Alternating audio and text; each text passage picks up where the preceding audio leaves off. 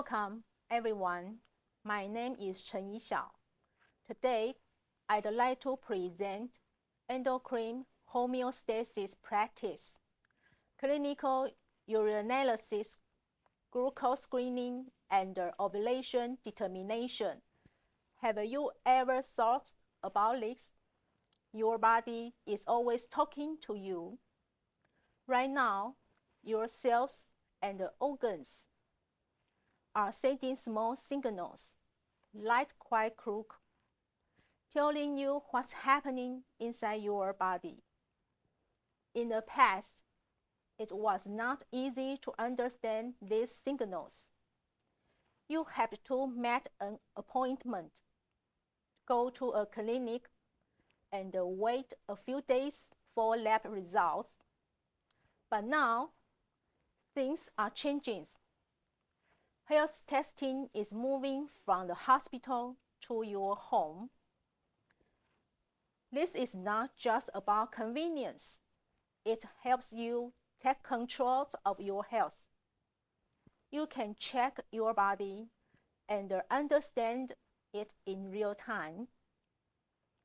For example, you can get useful information about your blood sugar or fertility at home in just a few minutes. Today, we'll learn how to read these signals. Instead of just waiting for doctors to tell us results, we can start to understand and manage our own health. And it all starts with a very simple tool that connects your body to your daily life. The main tool we use to understand the body is something very simple: the reagent strip. Now, I know what you are thinking when you first see it.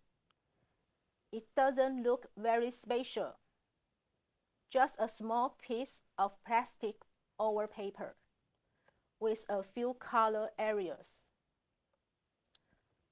But don't be fooled. Even though it looks simple, it's actually very powerful. This small strip is like a tiny chemistry lab that you can hold in your hand. Each little pad on the strip contains special chemicals. These chemicals react when they touch certain substances in your urine. Because of this, we can move testing from a big laboratory to something small and portable. And that means we can get results quickly, right when we need them. Today, we are going to see how this small but powerful tool helps us understand two important parts of our health. First, your metabolism, how your body uses energy. Second, your fertility, how your body prepares for the chance of pregnancy. These are two different systems, but they are both supported by the same science. Our journey follows two simple roadmaps for better health and family planning. We focus on two key markers, glucose and LH hormone, because they give useful information even at home. First, we look at metabolic health. We want to understand how your body handles sugar.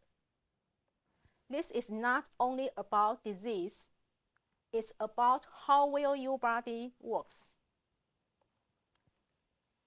It shows us how your kidneys and insulin work together to manage your main energy source, sugar. In the second part, we move to reproductive health. We focus on hormone changes that control ovulation. If you want to understand your body cycle or plan a pregnancy, this is one of the best ways to check it at home. By the end of this talk, you will see why these two markers matter. They are the foundation of home testing. This slide shows that timing is the most important part of a medical test. A test is like a conversation with your body. If you ask at the wrong time, the answer can be wrong. In urinalysis, without correct timing, the result has no meaning. Let's look at glucose testing first. When we test for glucose, we are looking for something abnormal. Normally, there should be almost no sugar in urine. If we find it, it may mean the body is not working well. To see this clearly, we need the right timing. Fasting sample. First urine in the morning, midstream, for a clean and concentrated sample. After meal sample, taken 2 hours after eating to check how the body handles sugar. These timed samples helps us find problems. Now, compare this with the LH test. This test is not looking for a problem.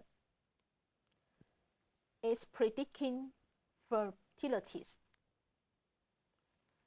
LH is usually low, but once a month, it rises quickly.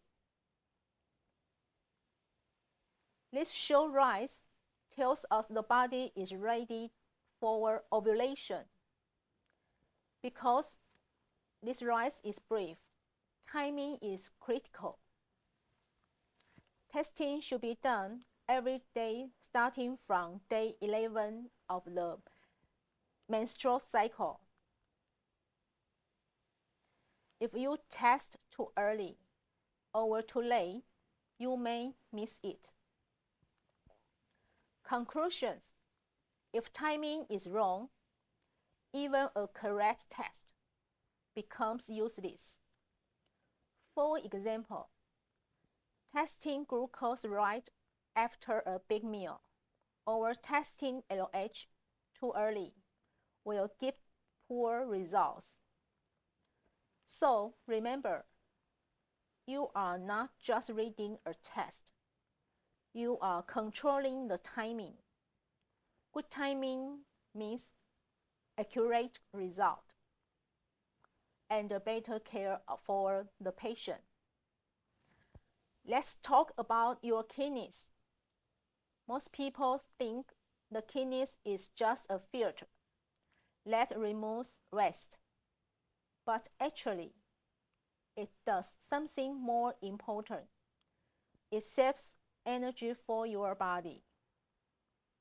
Every day, your kidneys filter about 180 grams of glucose from your blood. That's a lot of energy your body needs to move, walk, and think. But here's the key point. Your body does not want to lose this glucose. So, the kidneys use special pumps to take the glucose back into the blood very quickly. Because of this, glucose normally does not appear in urine. This system is very efficient. It's like recycling your body keeps all the useful energy. Now, let's talk about the urine test. In most tests, higher numbers are better, but here it's the opposite. The best result is 0 when 0 milligram per dl of glucose in urine. Why? Because it means the kidneys save all the glucose and your body is in good balance. If we see glucose in urine, that's a warning sign. It may mean blood sugar is too high or the kidney is not working properly. So remember this simple idea. Negative is good. 0 is healthy. Finally, how does the test strip work? The strip is very smart. It uses a special reaction to detect only glucose. In our food, there are other sugars, like fruit sugar or milk sugar, but the strip ignores them. It only reacts to glucose. So the result is correct and reliable. If the test shows negative, we can trust that the kidney is doing its job well, keeping all the glucose inside the body. Have you ever wondered what happens when your body has too much of something that is normally good for you? Let's think of the kidneys as a smart recycling system. Their job is to filter the blood, keep useful nutrients, and remove waste. One very important nutrient they try to keep is glucose, which is the main energy source for our body. Under normal conditions, the kidneys take almost all the glucose back into the bloodstream, but they do have a limit. When blood sugar becomes too high, the kidneys cannot keep up anymore. At this point, glucose starts to appear in the urine. This condition is called glycosuria. There is something called the renal threshold, which is usually around 180 milligrams per dl in healthy adults. Below this level, the kidneys can take back all the glucose. But above this level, the extra glucose starts to spill into the urine. You can imagine this like a dam. When the water level gets too high, it flows over the top. In the same way, glucose overflows because the kidneys are already working at full capacity. So what happens next? The extra glucose stays in the kidney and goes into the bladder.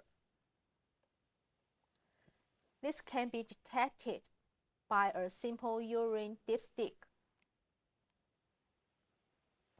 If glucose is found in the urine, it's an important warning sign. It usually means that blood sugar has been high for some time. The most common cause is diabetes mellitus. In this condition, the body cannot properly use insulin, so blood sugar rises.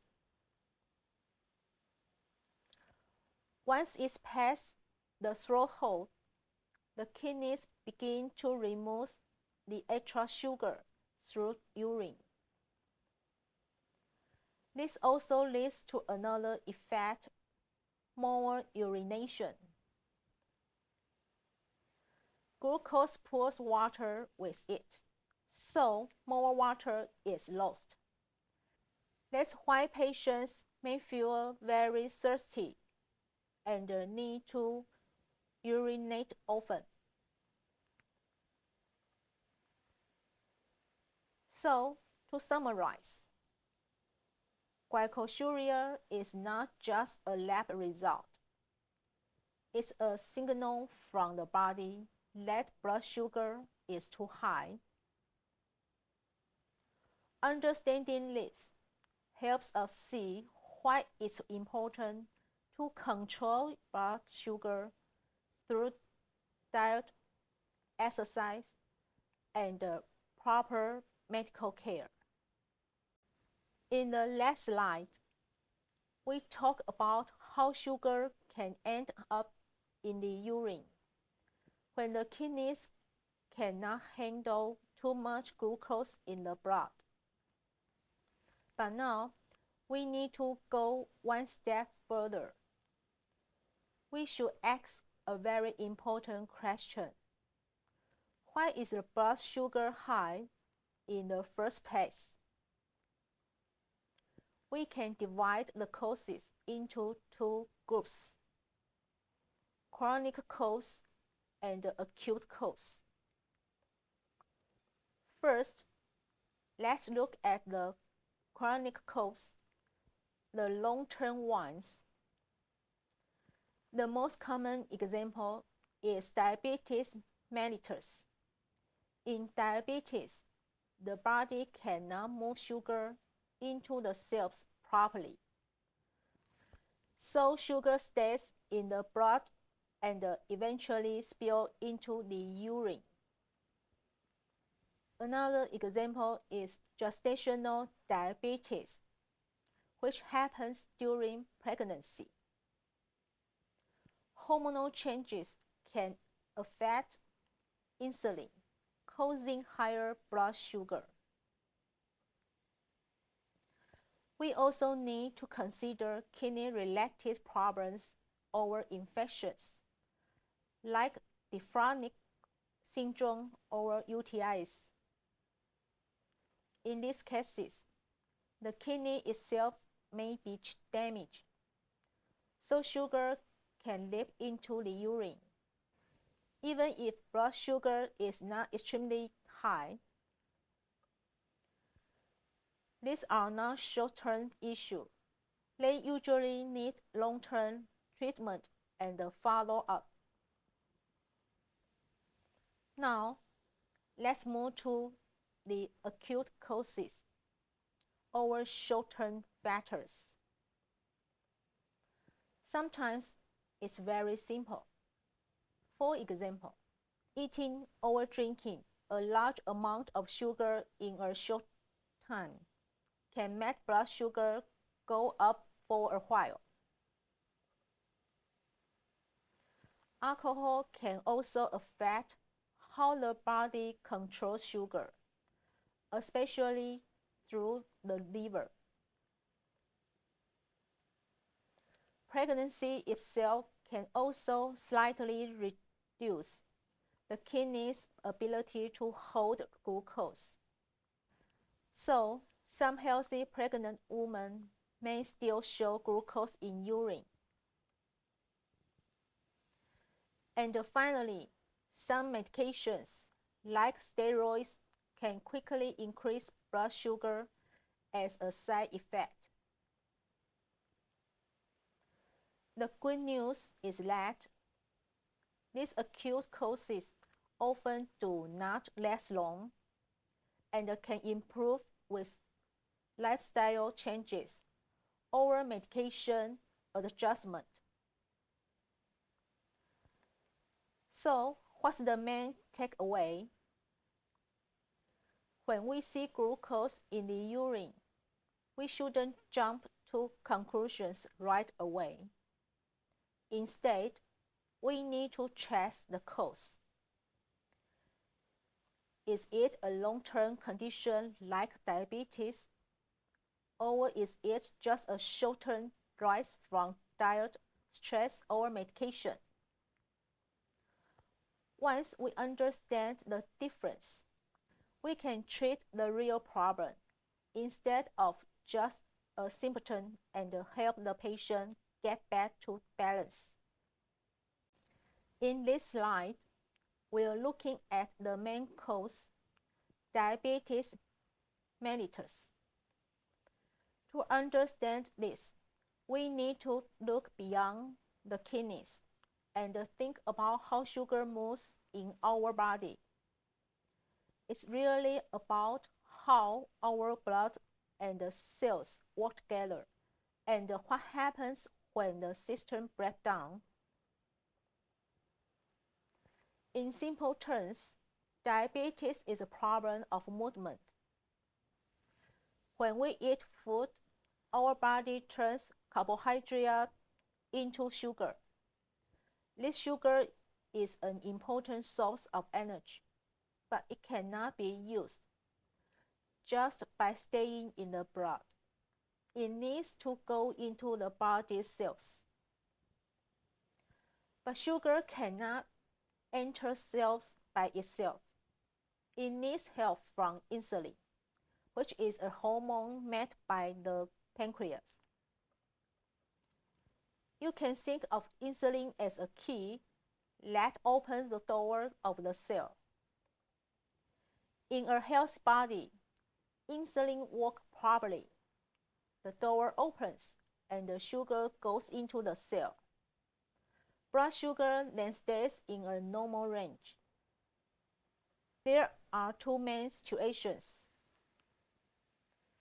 First, in type 1 diabetes, the body does not produce insulin, so there is simply no key. Second, in type 2 diabetes, the body still makes insulin, but the cells don't respond well. It's like the lock doesn't work. The key is there, but it cannot open the door. In both cases, sugar cannot get into the cells, so it stays in the blood and builds up. This causes high blood sugar, or what we call hyperglycemia. Then what happens next? This extra sugar keeps moving until it reaches the kidneys. When the level becomes too high, it goes beyond what the kidneys can recover. The kidneys try to take it back, but there is simply too much. So the extra sugar spills into the urine. This is called glycosuria. When doctors see sugar in urine, it actually means the blood sugar has been too high for a while. So in summary, diabetes is not just a sugar problem. It's really a breakdown of this lock and the key system. When the key is missing, or the lock doesn't work, sugar builds up in the blood and eventually overflows into the urine. We have talked about how the kidneys work and how the body's locks stop working properly. But patients do not come in using medical terms. They simply tell us how they feel. Today, we look at a simple pattern called the 3 highs and 1 low. These are not separate problems. They are all connected. First is polyuria, or urinating too much. When extra sugar goes into the urine, it pulls water with it, like a sponge. The kidneys work very hard and the body loses a lot of water. So the patient is not just going to the bathroom often. They are actually losing body fluids. Because of this, the next problem happens. Polydipsia, or very strong thirst. The body loses so much water that the brain keeps asking for more. This is not normal thirst. It feels strong and never fully goes away because the kidneys keep pulling water out. Next is polyphagia, or feeling very hungry. This is the strange part. Even though there is a lot of sugar in the blood, the cells cannot use it. So the body thinks it has no energy. This causes constant hunger. The patient eats more, but this only pushes blood sugar even higher and makes the problem worse. Finally, we have the low, unexplained weight loss. Since the body cannot use sugar, it starts breaking down fat and muscle for energy. So even though the patient eats more, they still lose weight. This is an important warning sign.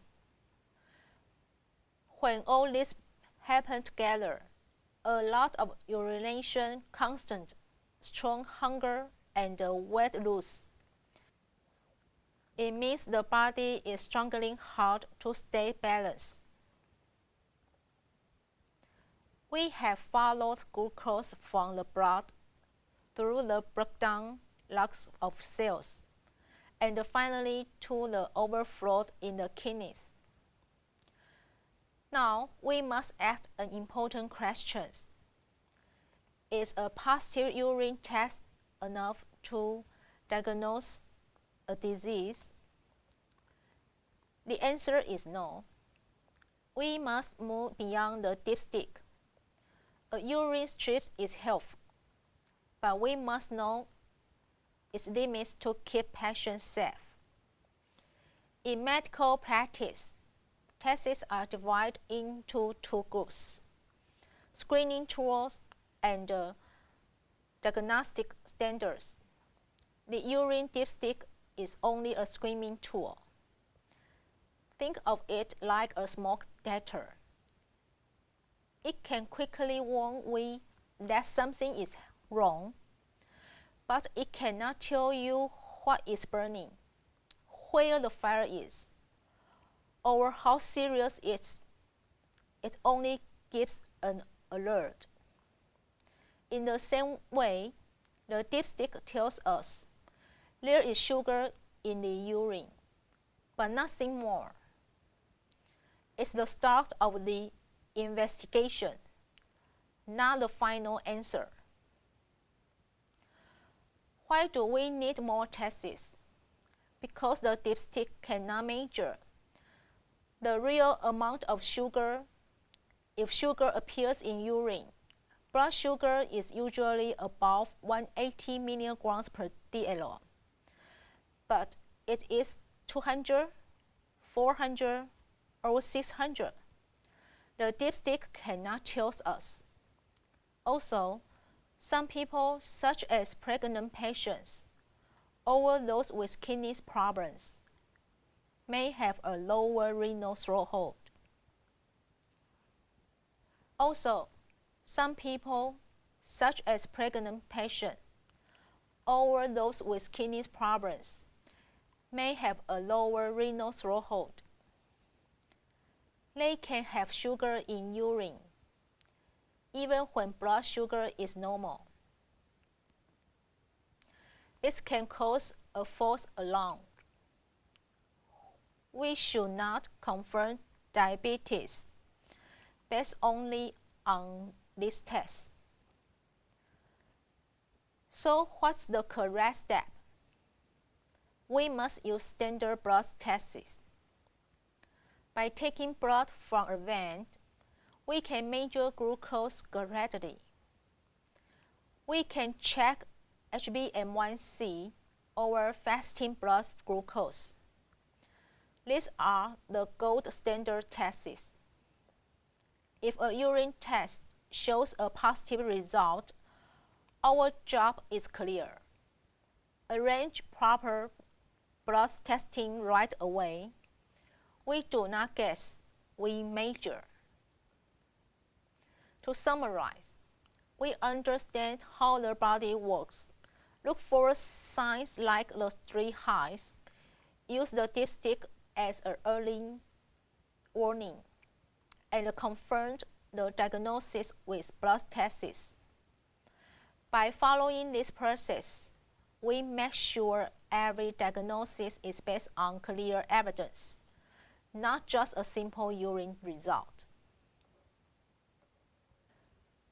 When we suspect a patient might have diabetes, we cannot just rely on symptoms or guesses.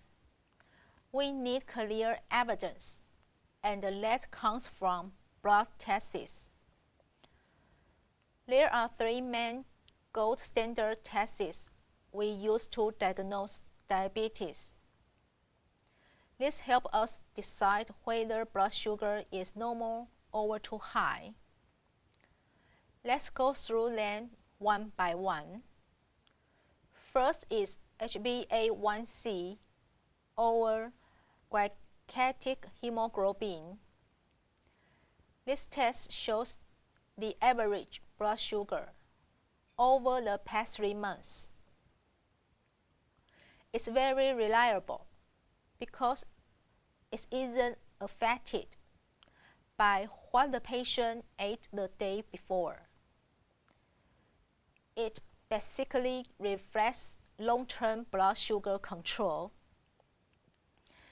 If HbA1c is 6.5% or higher, it suggests diabetes.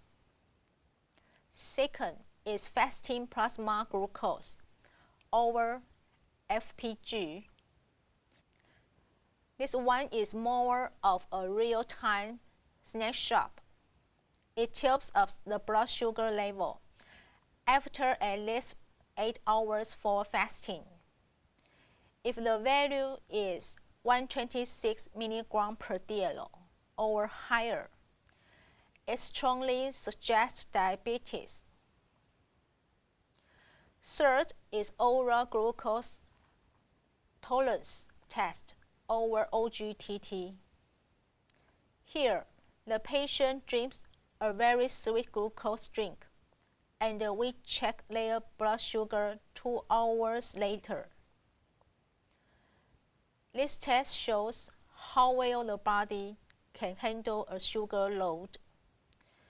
If the 2-hour result is 200 mg per dl or higher, it means poor glucose control.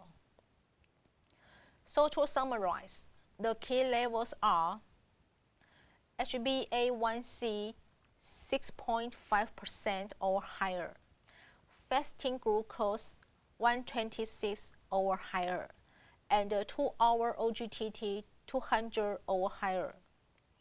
In most cases, we need 2 abnormal results to confirm diabetes, unless the patient has very clear symptoms.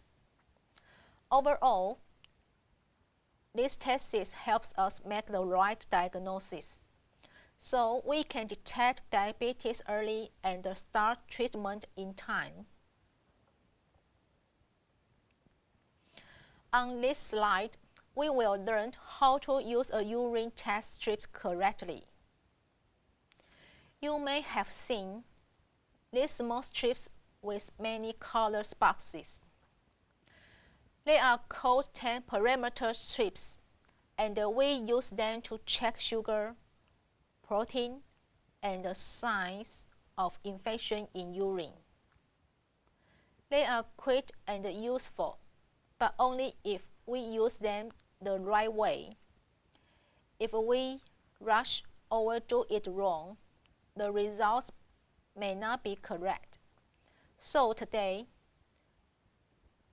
we will go through 3 simple steps, A, B, and C. Step A, dip and remove. First, prepare a clean urine sample. Dip the strip into the urine and make sure all pads get wet. But do not leave it in too long. Just dip and take it out quickly. Do not step in the urine for more than 3 seconds. Step B, blood and time. Right after removing the strip, do 2 things. Start timing and blood the strip. This step is very important. If the strip is too wet, the colors may mix and give wrong results. So, gently touch the edge of the strip to a clean paper towel to remove extra urine. Step C, compare. Now compare the strips with the color chart on the bottle. Read each result at the correct time. Too early or too late can give wrong results. That's it. Just remember, dip quickly, blot the edge, and read at the right time. Following these steps helps you get correct and reliable results every time. This slide explains the LH search, how a hormone causes ovulation. It has 3 parts: where LH comes from, what it does, and how we track it. First, the source. LH is made in the brain by the anterior pituitary gland. It then travels in the blood to the ovaries. Next, the trigger. LH is not constant. In the middle of the cycle, it rises quickly. This is the LH surge. This surge tells the ovary to release an egg. Without it, ovulation will not happen. Finally, the clinical use. LH urine strips are different from glucose test strips. They detect a hormone, not waste. Because the LH surge happens before ovulation, the test helps predict the next 24 to 48 hours. This shows the most fertile time.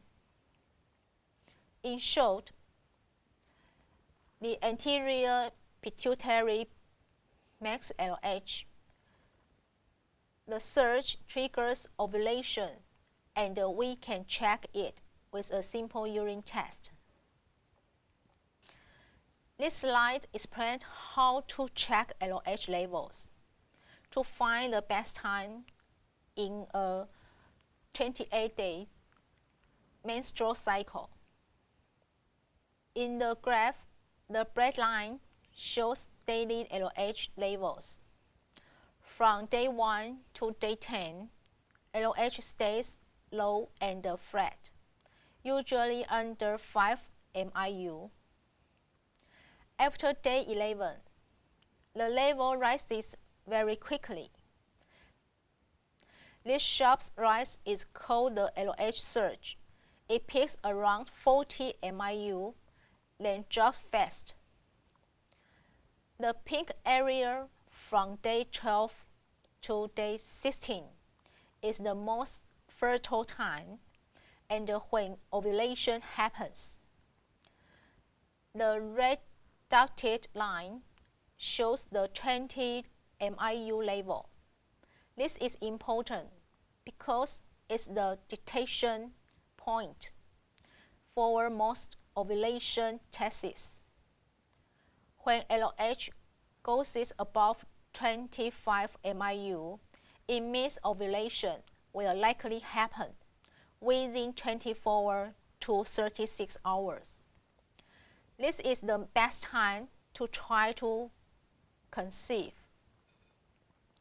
Now, why start testing on day 11?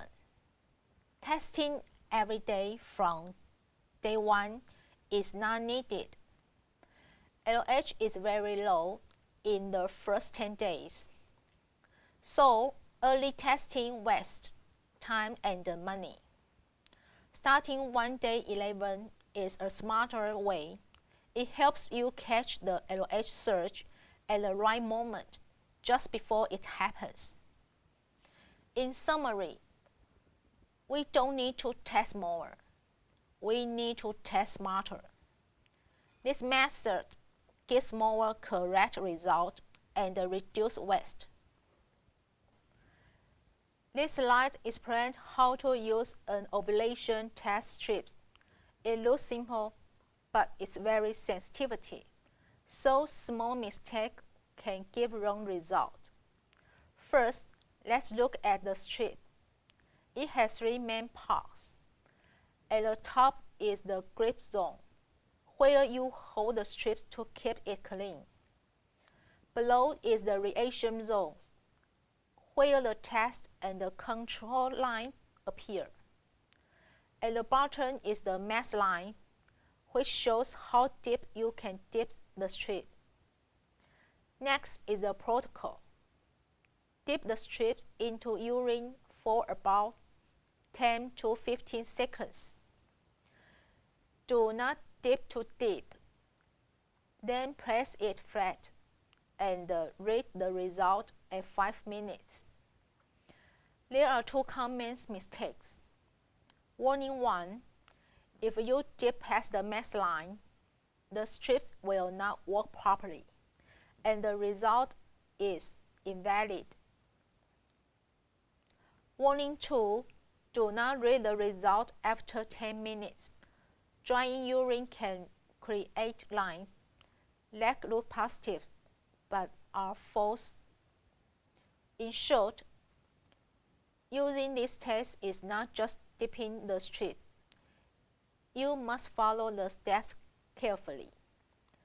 Respect the max line and the timing to get correct results. This slide explains how to read a LH ovulation test. It measures luteinizing hormone in urine to help find your most fertile dates. First, look at the labels. C means the control line, which shows the test is working. T means the test line, which shows the LH level. Positive result, LH surge. A positive result means an LH surge is happening. The test line is equal to or darker than the control line. Sometimes both lines look the same, or the test line is even darker. This is an important sign. It means the body is preparing to release an egg, and the ovulation will likely happen within 24 to 36. This is the best time for pregnancy. Negative results, no surge. A negative result means there is no LH surge yet. The test line is lighter than the control line, or it may be very faint or not visible at all. Many people think a faint line is positive, but this is incorrect. A faint line is still negative. It only shows a normal low level of LH, which is common during the most days of the cycle. Invalid result. If the control line does not appear, the test is invalid. Even if a test line is visible, the results cannot be trusted. This may happen if the test strip is expired, damaged, or used incorrectly. In this case, throw it away and use a new strip.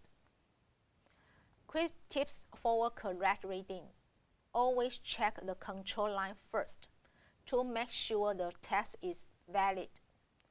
Then compare the color of the test line with the control line. This slide compares two similar tests that need very different timing: the glucose chem strips and the LH ovulation strip. On the left is the glucose chem strip. The key rule is dip forward no more than 3 seconds, just in and out. If you leave it too long, the chemicals can waste away and give a wrong result. On the right is the LH ovulation strip. This one needs at least 10 to 15 seconds. A quick dip will not work because the liquid needs time to move along the strip. Also, do not pass the mesh line. These tests look similar, but their timing is opposite, and mixing them up is a common mistake. Simple rule to remember: glucose equal quick dip, LH equal slow soak. Small timing difference can decide if your result is correct or not. Thank you all for listening.